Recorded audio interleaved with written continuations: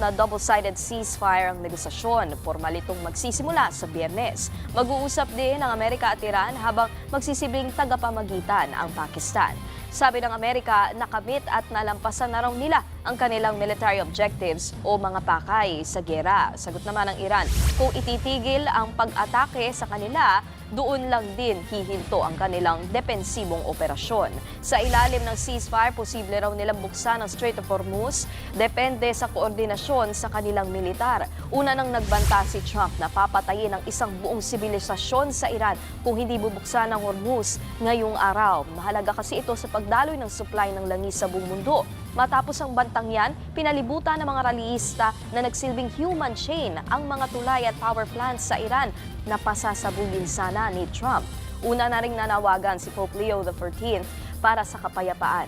Aalalahanin daw sana ng world leaders ang mga inosenteng bata at